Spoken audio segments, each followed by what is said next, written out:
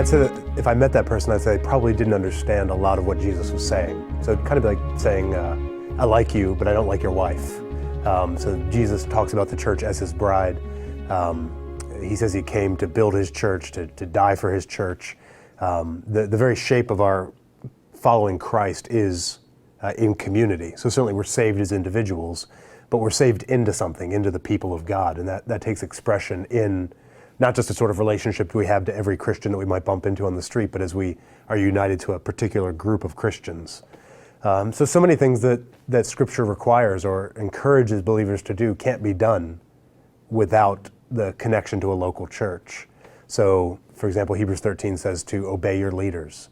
Well, which leaders are those? It's kind of hard to imagine what that means if you don't have a church. I ran into a guy once in England. He was a cab driver who picked me up from the airport, and he told me that he was a Christian, but that he just stayed in his car. That was his church. He said, I've got fellowship with believers like you who come through my car. I have sermons on the radio.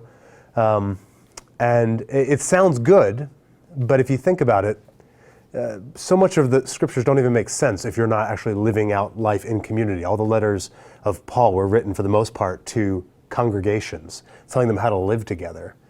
So I just encouraged, this guy's name was Roy, and I said, Roy, why don't you just read through the book of Ephesians, and everywhere that it says church, just take that word out and put the word Roy in there, and see if that makes sense. See if the Bible still makes sense without a church. And in fact, you see at the end of time, God is bringing his people together around his throne. It's not a series of individuals, but it's God's people together, and so that's the shape of the Christian life.